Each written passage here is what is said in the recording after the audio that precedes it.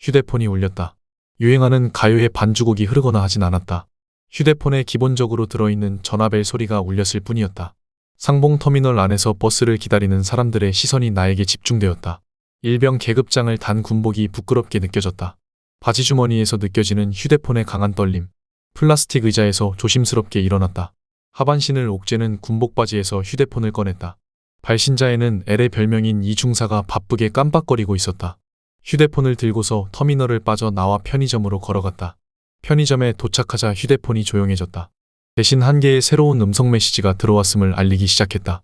개새끼, 지금 어디야? 몇 달 전부터 계획한 여행인데 너만 쏙 빠지기냐? 전화도 받지 않고 뭐 하는 거야? 확인하는 즉시 연락해. 이 새끼야. 편의점 앞에서 이중사의 메시지를 확인하는데 허리에 통증이 심해졌다.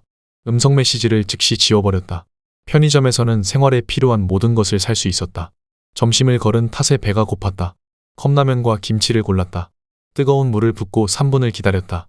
컵라면 옆에 군무를 벗어놓았다. 일병 계급장이 실밥이 터진 채로 너덜거렸다. 기다리는 동안 나는 온갖 종류의 책이 꽂혀 있는 곳을 보았다. 거기에는 베스트셀러와 나체 사진집이 함께 나란히 놓여 있었다. 다정한 연인처럼 붙어있는 그들 사이로 한 권의 책이 나를 불렀다. 그녀는 노란색 고딕체로 자신을 퍼즐 게임이라고 소개했다. 빨간 거 표지에 인쇄되어 있는 일본 만화 여주인공은 자신을 사서 풀어달라고 나를 유혹했다. 풀어달라고? 모든 것이 갖춰져 있는 이곳이 어때서? 뭐? 밤에도 어두워지지 않는 이곳이 무섭다고? 그녀는 몸을 떨며 애처롭게 나를 보았다. 3분이 지났다. 젓가락을 쪼갰다. 가평행 버스에 올라탔다. 기사는 시동만 걸어놓고 자리에 없었다. 히터는 작동하지 않았다. 가을 저녁 날씨에 입김이 새어나왔다. 막차가 출발하려면 20분을 더 기다려야 했다. 담배를 피우거나 화장실을 갔다 오기엔 충분한 시간이었다. 컵라면으로만 하루를 견딘 속은 부족함을 호소하고 있었다. 빵을 사올까 생각해보니 남은 돈이 얼마 없었다. 나는 옆구리에 끼고 있던 퍼즐 게임 책을 펼쳐 들었다. 가로 세로 퍼즐이 주제별로 분류되어 있었다. 시사상식 문제, 연애오락 문제, 드라마 제목 맞추기를 넘기자 영화와 관련된 퍼즐이 나왔다. 영화 관련 퍼즐은 다시 장르별로 나눠졌다. 멜로, 액션, 스릴러, SF, 에로를 지나 제일 마지막에 가서야 공포가 나왔다. 거기서 나는 안에 갇혀있는 그녀를 찾아냈다. 퍼즐을 풀기 위해 볼펜을 꺼냈다. 새로 1번 힌트는 이름 모를 섬에서 감염된 정체불명의 바이러스가 뉴욕에 퍼진다. 이탈리아의 루치오 풀치 감독이었다. 나는 좀비라고 썼다. 가로 1번 힌트는 지옥의 눈먼 사자들이 이승을 공격한다. 세로 1번과 동일한 감독 작품이었고 B가 첫 번째 글자였다. 주저없이 비욘드라고 썼다. 바로 뒤를 이어서 2번 힌트는 눈 덮인 호텔에서의 광기, 잭 니콜슨의 연기가 인상 깊다였다. 답은 샤이닝. 세로 2번 힌트는 영화 토마토 공격대에서 덜 떨어진 여자 수사관 역을 맡은 배우는 이었다. 난관에 봉착한 듯 볼펜은 샤자 아래 칸에서 잠시 멈췄다. 그 배우의 이름이 올라갔던 엔딩 크레딧이 떠오를 듯 말 듯 했다. 머리는 복잡하지만 손은 제멋대로 움직여 샤론 테일러라는 이름을 써넣고 있었다. 미끈한 다리의 샤론 스톤과 전혀 상관없는 인물이었다. 가로 3번은 이블 데드 1편과 2편의 제작자를 떠올려야 풀 수 있는 문제였다. 내 의지와 상관없이 손이 먼저 움직였다. 제작자 이름은 태자를 가운데로 한 로버트 헤퍼트였다. 가로 4번 힌트는 팀 커리의 양성애자 외계인 연기가 압권이다. 컬트의 고전이었고 답은 러자를 가운데에 둔 로키 호러 픽처쇼였다. 답칸에 써놓은 글자가 엉망진창이었다. 마치 사인을 할 때처럼 휘갈겨 놓은 글자에 신경이 곤두섰지만 문제는 이제 하나만 남았다.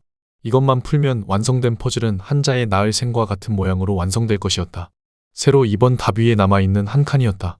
거기엔 다른 칸과 달리 물음표가 있었다. 답을 유도해 낼 힌트는 제시되어 있지도 않았다. 그런데도 나는 그 칸마저 무언가로 채워 넣어야 한다는 생각에 빠져들었다. 한 글자짜리 공포 영화의 제목은? 볼펜을 쥔 손이 제멋대로 움직였다. 물음표 위로 링이란 글자가 채워졌다. 나는 퍼즐을 완벽하게 풀었다는 만족감에 미소를 지으며 앞을 바라보았다. 교복 차림의 여자 둘이 어둠에 휩싸여 있었다. 동시에 책에서 뿜어져 나온 빛이 버스를 가득 채웠다. 놀란 얼굴 위로 퍼즐 게임의 생자가 거울에 반사된 것처럼 비쳤다. 내가 채워놓은 하얀 칸들이 위치를 바꾸기 시작했다. 그것들은 더 작은 조각으로 쪼개지기도 하면서 다른 글자로 변했다. 완성된 글자가 얼굴을 비췄다. 그것은 사자였다. 버스가 부서질 듯 흔들거렸다. Y의 갸름한 얼굴이 보였다. 내 몸을 흔들어대던 하얀 손이 시야에서 사라졌다. 뭔 꿈을 그렇게 실감나게 꾸니? 사람 하나 잡는 줄 알았잖아. 그녀가 안심했다는 듯 미소를 지었다. 그렇지. 나는 상봉터미널에서 이들과 만나 가평에 있는 민박집까지 봉고차를 타고 왔지. 몸을 일으켰다. 너무나 현실 같은 꿈을 꾼 뒤라서 그런지 기분이 뒤숭숭했다. 벽에 등을 기대고 앉았다. 텔레비전에서는 마감 뉴스를 전하는 아나운서의 목소리가 흘러나오고 있었다. 벽을 타고 풍기는 낡은 벽지에 곰팡 내에 머리가 아찔해졌다. 엄지손가락으로 이마 옆부분을 힘껏 눌렀다. 장난감 로봇의 버튼을 누른 것처럼 곧바로 반응이 느껴졌다. 찌릿한 느낌은 눈동자로 이동했다. 무겁게 쏟아질 것 같았던 눈동자가 한순간 가벼워졌다.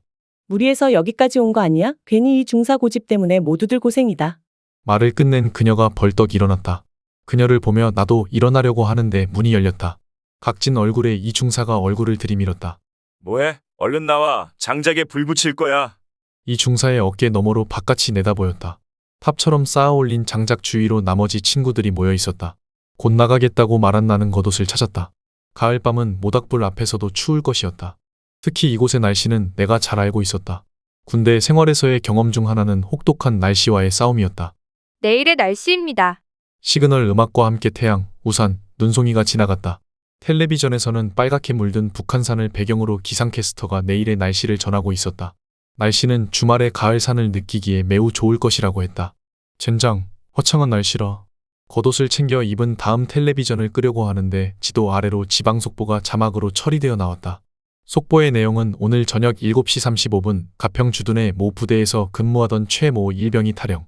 탈영병은 총기를 휴대하고 있으니 발견 즉시 신고바람이었다. 텔레비전을 껐다. 운동화를 신고 친구들 쪽으로 걸어갔다. Y는 평상 위에 앉아 고기를 굽고 있었다.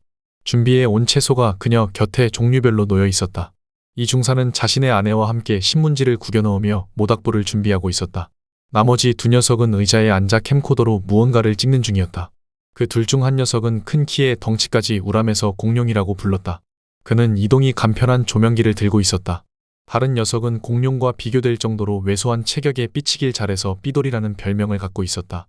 그의 손에 들려있는 캠코더가 나에게 향했다. 손을 저으며 자리를 피했다. 둘은 저희들끼리만 알아들을 수 있는 작은 목소리로 속닥거렸다. 30이란 나이를 먹도록 백수로 지내는 두 녀석을 나는 친구로 인정할 수 없었다. 하지만 이 중사는 그런 녀석들과 곧잘 어울려 다녔다. 회사 일 때문에 그런 거야. 어떻게 도착하자마자 골아 떨어지냐, 임마. 신문지를 구기던 이 중사의 손에는 기름통이 들려 있었다. 좀 있으면 연말이잖아. 정신이 좀 없네. 나는 손을 비비며 입김을 불어넣었고 이 중사는 장작에 기름을 뿌렸다. 휘발성 냄새에 머리가 어지러웠다. 뭉쳐놓은 신문지에 이 중사가 불을 붙였다. 불이 골고루 번지게 만들고 나서 장작 밑으로 집어넣었다. 기름에 젖은 장작은 금세 타올랐다. 이 중사와 아내가 환호성을 질렀다. 거세게 타오르는 불길은 사람을 멍하게 만들었다. 손님들 즐겁게 노는 건 좋은데 말이오. 귀신처럼 다가온 주인 아줌마가 모닥불을 보며 말했다. 거시기 오늘 저녁에 요 근처에서 군인이 탈영을 했다니까 조금 조용히 놀다 가시오. 핏기 없는 얼굴이 약간 투명하다고 느껴질 때쯤 아줌마는 식당 쪽으로 걸어갔다. 보양식을 취급하는 식당과 민박집 사이에 있는 마당에 우리는 모여 있었다. 개 짖는 소리에 정신을 차렸다. 팔에 소름이 돋았다. 젠장 놀랬잖아. 저 아줌마 언제 나타난 거야? 놀란 표정을 감추려고 애쓰며 이 중사가 말했다. 근데 아까 아줌마가 한 얘기는 뭐지? 이 중사의 아내가 잔뜩 겁먹은 얼굴로 남편에게 매달렸다. 신경 쓸 거 없어. 어차피 헌병대에 끌려가 지 인생 지가 망쳐먹을 놈이야. 재수없게 여기까지 온다고 해도 쪽수로 밀어붙이면 돼. 안 그러냐? 이 중사의 말에 동조를 하긴 했지만 나는 아까 본 속보가 머릿속에 떠올랐다. 탈영병은 총을 갖고 있었다. 그 말은 실탄도 함께 훔쳤을 가능성이 높다는 것이었다. 실탄이 만들어진 목적은 한 가지였다. 모든 생명을 한 덩어리의 고기로 만들자는 것. 특히 인간은 인간을 죽이기 위해 수차례에 걸쳐 실탄을 발전시켜왔다. 얼마나 효과적으로 죽일 것인가. 실탄을 연구하는 전문가들은 아마 그것만 신경 쓰겠지. 누군가가 누군가를 죽인다. 목표물은 자신을 버린 애인일 수도, 엄마를 구타하는 의붓아버지일 수도, 자신을 괴롭혀온 상급자일 수도, 나를 이해하지 못하는 세상을 향해 실탄을 쏘아댈 수도 있었다. 어떤 이유에서건 탈영병은 총과 실탄을 훔쳐서 산으로 올라갔다. 나의 이런 확신은 가평 근처 부대를 잘 알고 있기 때문에 가능한 것이었다. 산으로 둘러싸여 외부와 철저하게 단절된 곳. 합법적 폭력을 휘둘러대던 그곳은 젊음을 저당 잡힌 또 다른 형태의 감옥이었다. 피할 수 없으면 즐겨라. 말도 안 되는 억지가 당연시되고 있었다. 하지만 최모 일병은 피할 수 없는 것을 즐기기엔 마음이 여렸을 것이다. 안 되는데도 그렇게 생각하길 강요하는 세상을 피해 최모 일병은 어두운 산길을 뛰고 있을 것이었다. 멀리서 들려오는 헌병대의 호각 소리와 자신의 냄새를 맡은 개가 짖어대는 소리에 진땀을 흘리면서 뛰고 있을 것이었다. 임마, 정신 차려. 이 자식 겁먹었나? 왜 이래? 이 중사가 단단한 주먹으로 내 어깨를 쳤다. 모닥불 위에 있던 장작이 무너져 내렸다. 어라, 이게 뭐지? 이 중사 일로 와봐. 이상한 게 찍혔어. 삐돌이가 평상시와 다르게 목소리를 높였다. 캠코더를 보던 공룡의 표정이 굳어 있었다. 이 중사와 그의 아내 그리고 Y가 삐돌이의 등 뒤로 다가갔다. 녹화 테이프를 앞부분으로 감았다. 어느새 공룡은 고개를 들어 나를 쳐다보았다. 아니, 정확하게 말하면 나를 포함한 내 주위를 조심스럽게 살피는 것 같았다. 테이프가 멈췄다. 공룡의 시선이 나까지 호기심이 생기게 만들었다. 자리에서 일어나 이 중사의 아내 옆으로 다가갔다. 살며시 어깨가 닿았다. 모두 캠코더 모니터에 시선을 집중했다. 모니터에선 모닥불을 피우기 전 상황이 나오고 있었다. 고기를 굽는 Y가 표정에 변화 없이 캠코더를 보았다. 옆으로 빠르게 이동하는 동안 나는 방에서 나오고 있었다. 장작 옆에 있던 이 중사 부부가 서로 꼭 껴안으며 손가락으로 V자를 만들었다. 화사하게 웃는 부부의 얼굴이 줌인되어 모니터에 가득 찼다. 어디가 어떻게 이상하다는 거야? 이 중사의 목소리에서 짜증이 배어나왔다. 분위기는 이미 곤두박질치고 말았다. 이 다음 장면이야. 자세히 봐. 삐돌이의 말에 우리는 조금 더 신경을 곤두세웠다. 캠코더 렌즈가 줌 아웃되면서 나에게 포커스를 맞췄다. 모니터 안에 나는 조명 불빛에 눈이 부셔 얼굴을 돌리며 손을 저었다. 등 뒤로 문이 열려있는 방 안이 보였다. 나를 따라 캠코더가 움직이려는 순간 삐돌이가 정지 버튼을 눌렀다. 온몸에 소름이 돋았다. 방 안에는 교복을 입은 소녀 2명이 나란히 서 있었다. 환하게 불이 켜져 있는 곳이지만 그녀들은 어둠에 휩싸여 그림자처럼 보였다. 분명한 사실은 캠코더에 뭔가가 찍혔다는 것이었다. 문은 여전히 열려 있었고 나는 고개를 들어 그곳을 확인할 용기가 나지 않았다. 바로 이거였어. 장군님이 알려주신 게 이거였다고. 침묵을 깬 사람은 Y였다. 흥분한 목소리로 떠들던 그녀가 이내 미친 듯이 웃어댔다. 내가 사기꾼이라고? 그래. 전엔 그랬었지. 진짜 장군님이 오시기 전엔 그랬어. 그런데 이젠 아니야. 정말 아니라고. 그녀는 텔레비전에도 출연한 바 있는 신세대 무당이었다. 진짜와 가짜를 가려내는 오락 프로그램에서 그녀는 진짜 무당으로 출연한 적이 있었다. 인터넷에서만 활동하다가 사무실을 얻은 것도 그 이후였다. 하지만 우리들 중 어느 누구도 Y를 진짜 무당이라고 믿지 않았다. 오락 프로그램이 로비의 결과였다는 것은 알면서도 모른 척 눈 감아주고 있는 사실이었다. 30살 먹은 백수보다는 합법적 사기꾼이 현실적이라는 게 나의 생각이었다. 일주일 전에 나에게 오셨어. 그날도 여느 때처럼 아줌마 하나를 구워 삼고 있었지. 장남의 결혼 문제로 온 그녀가 내 말을 완전히 믿기 시작할 때였어. 장군님의 목소리가 들려온 거야. 근엄한 목소리로 오늘 일어나게 될 사건을 예언해 주셨지. 그리고 내가 해야 할 일도 말씀해 주셨어. Y가 나를 쏘아보았다. 흠칫 놀란 나는 뒷걸음쳤다. 오리털 파카 속으로 그녀의 손이 들어갔다. 모두 멍하니 이 상황을 지켜볼 뿐이었다. 그녀가 괴성을 지르며 뭔가를 꺼내 나에게 달려들자 3명의 남자가 Y를 붙잡았다. 나 이러면 안 돼. 저 자식이 위험하단 말이야. 보호해줘야 돼. 놓으란 말이야. Y가 발버둥치며 소리를 질러댔다. 다리가 풀린 나는 자리에 주저앉았다. 그녀의 손엔 부적 뭉치가 들려 있었다. 우리들 중 어느 누구도 그녀가 진짜 무당일 거라고 믿지 않았다. Y의 손과 발을 묶어서 차에 가뒀다. 모닥불을 피워 올리던 장작이 시꺼먼 수추로 변했다. 한 차례 벌어진 소동은 우리의 시선을 방으로 옮겨 놓았다. 형광등 불빛 속에는 어떠한 그림자도 보이지 않았다. 자기야, 빨리 떠나자. 나 무섭단 말이야. 이 중사의 아내가 남편의 팔에 매달려 울먹거렸다. 알았어. 일단 주인 아줌마한테 가서 내일 점심 식사비 성금으로 준 거 받아오자. 그런 건 잃어버렸다고 쳐. 얼마 되지도 않잖아. 이 중사의 말에 아내가 답답하다는 듯 울부짖었다. 바닥에 주저앉아 훌쩍거리는 그녀를 이 중사가 달래기 시작했다. 공룡과 삐돌이는 그런 장면을 전부 다 캠코더에 담았다. 생각 같아선 저놈의 기계를 뺏어다가 집어던지고 싶었지만 나에겐 그럴 만한 배짱이 없었다. 별일 아니니까 걱정할 필요 없어. 내일 저녁이면 안주거리로 밖에 기억되지 않을 거야. 이 중사가 아내를 일으켜 세웠다. 눈 주위에 마스카라가 번져서 검게 변해 있었다. 너희들은 여기에 있어. 우리가 갔다 올 테니깐. 나랑 공룡도 같이 가면 안 될까? 지금 벌어지고 있는 일을 촬영하고 싶은데. 너희들 그만할 수 없어. 그놈의 캠코더 좀 치우란 말이야. 내가 버럭 소리를 질렀다. 이 중사와 아내도 두 백수를 보며 내 말에 동의해 주었다. 너희들 기분 모르는 바 아닌데 잘 한번 생각해봐. 이건 분명히 돈이 된단 말이야. 방송국에 넘기면 몇 푼이라도 생긴다고. 조작이네 어쩌네 하면서 딴죽 거는 녀석들도 있겠지만 테이프에 기록된 타임코드는 그냥 넘길 수 없는 사실이거든. 이 정도라면 충분히 구미가 당길 거란 얘기지. 삐돌이의 설명에 이 중사가 눈을 반짝거렸다. 좋아, 공룡이랑 삐돌이는 촬영을 계속해. 너는 여기 남아서 짐을 챙겨놔. 방에 차 열쇠가 있으니까 옮겨놓도록 해. 이 중사가 허락한 이상 나는 반대할 수가 없었다. 아울러 그가 시킨 일도 거절할 수가 없었다. 4명은 건물 앞쪽으로 걸어갔다. 수추로 변해버린 장작에선 마지막 남은 불꽃이 안간힘을 쓰고 있었다. 나는 문이 열려있는 방을 향해 걸음을 옮겼다. 떨리는 다리 때문에 천천히 걸어갔다. 겁에 질려 굳어버린 다리와 달리 나는 방에 빨리 들어가고 싶다는 생각에 사로잡혔다. 떨리던 다리도 진정되었다. 몸과 마음이 따로 노는 기묘한 상황에서 이상한 일이 벌어졌다. 발걸음은 빨라졌지만 방은 자꾸만 멀어졌다. 이러면 안 되는데, 빨리 들어가야 하는데. 마음이 급해졌다. 나는 어느새 뛰고 있었다. 그리고 문지방에 발이 걸렸다. 몸이 앞으로 쏠리면서 방바닥에 엎어졌다. 문이 닫혔다. 몸을 일으킬 수가 없었다. 등에 누군가가 올라탄 것처럼 무거웠다. 텔레비전이 켜졌다. 불이 꺼졌다. 텔레비전의 잡음과 함께 빛이 깜빡거렸다. 누군가의 손길이 얼굴을 잡았다. 뼛속까지 얼어붙을 듯한 냉기가 느껴졌다. 그 손이 텔레비전 쪽으로 내 얼굴을 돌렸다. 노이즈로 가득 찼던 화면이 술집 무대로 바뀌었다.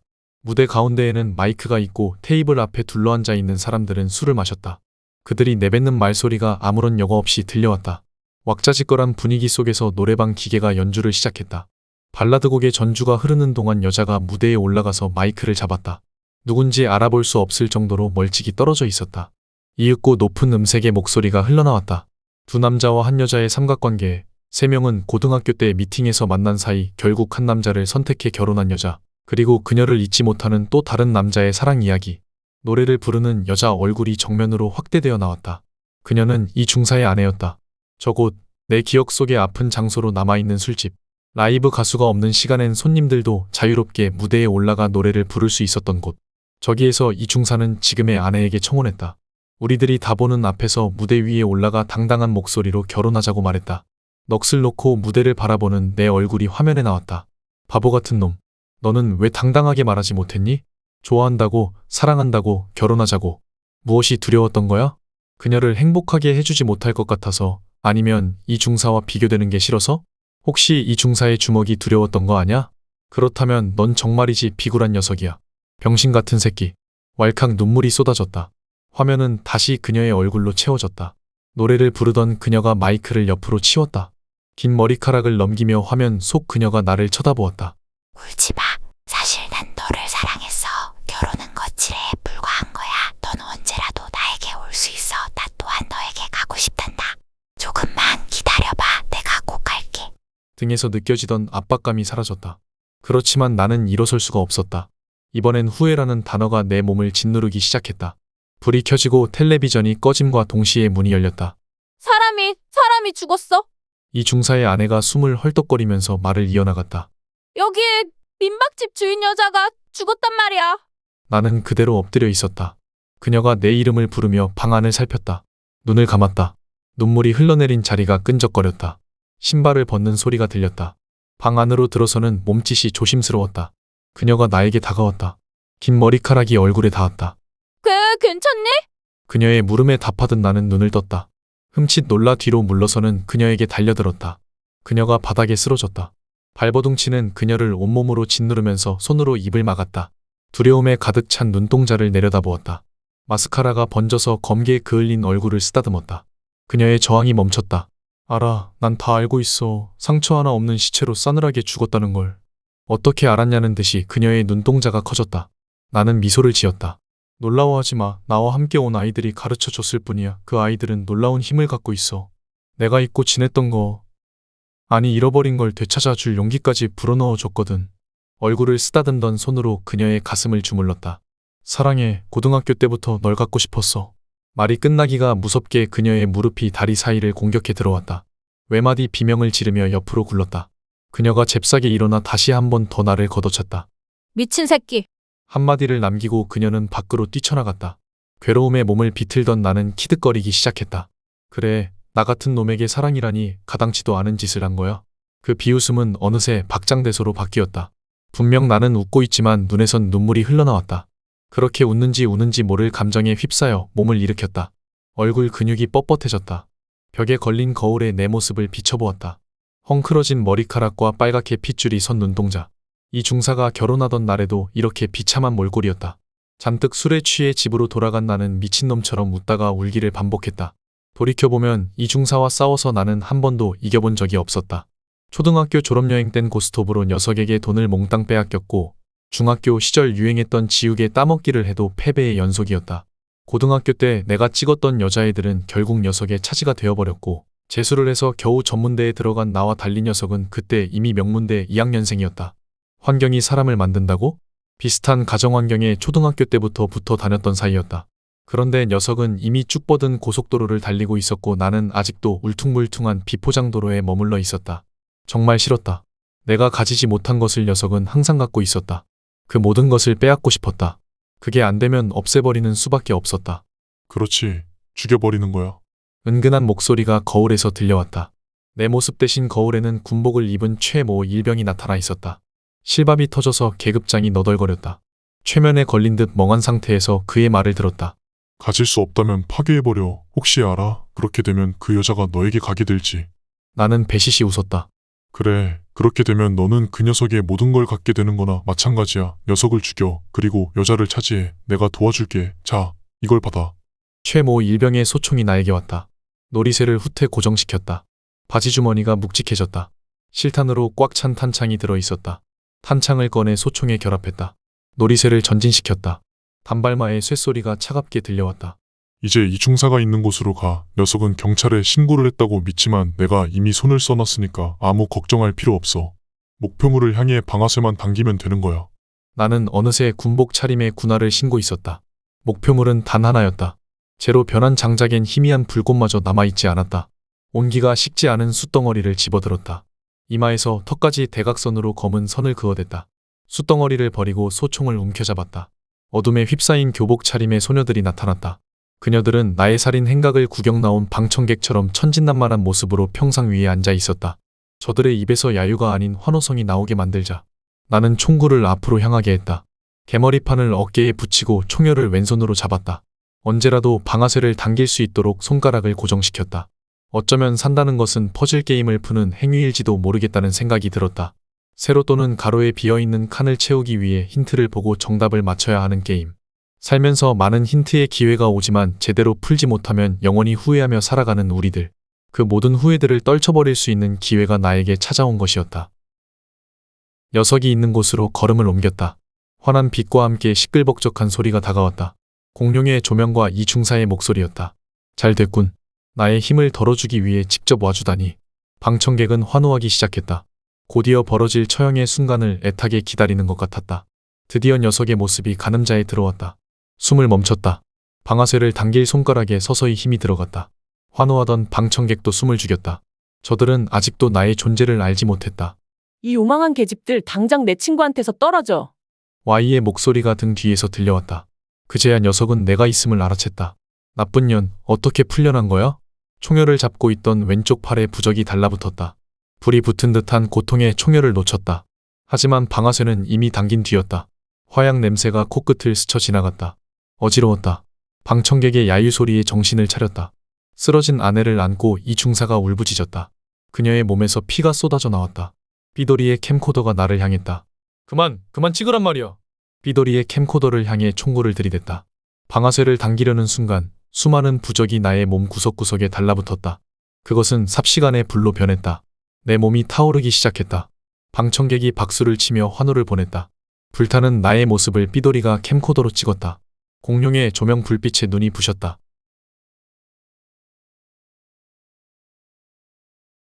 눈을 뜨자 조명 불빛이 나를 비추고 있었다. 손으로 불빛을 막으며 잠에서 깨어났다. 그것 좀 저리 치워. 공룡은 조명이 부착된 캠코더를 들고 있었다. 조명 불빛이 자리를 옮겨 뒷좌석을 비췄다. 거기엔 무표정한 얼굴의 Y와 이 중사가 나란히 앉아 있었다. Y는 볼펜을 돌리면서 책을 보고 있었다. 삐돌아, 엑셀 좀 밟아라. 벌써 해 떨어졌잖냐. 이 중사가 명령조로 말하자 기어 바뀌는 소리가 들려왔다. 가평을 향해 달리던 봉고차가 속도를 높였다. 질비하게 늘어선 라이브 카페와 식당이 빠르게 지나갔다. 오른쪽 어깨가 무거웠다. 고개를 돌려보니 아내가 잠들어 있었다. 신혼이라고 너무 티내는 거 아니야? 초저녁부터 둘 다 잠만 자고 말이지. 너무 무리하지 마. 최일병. 허리에 안 좋다. 그랬다. 내 별명은 최일병이었다.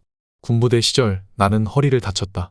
수도통합병원에서 수술을 받고 의가사제대를 했을 때의 계급이 일병이었다. 동사무소 방위 출신 주제의 녀석의 별명은 이중사였다. 초등학교 때부터 시작된 악연이 지금 이 순간까지 이어져 오고 있었다. 언제나 나보다 한 수 위에 올라가 있던 녀석이었다. 내가 갖지 못한 것을 차지했던 녀석이지만 단 한 가지만은 예외였다. 고등학교 때 미팅에서 만난 지금의 아내. 이 중사도 아내와 사귀려 했지만 결국 그녀는 나에게 왔다.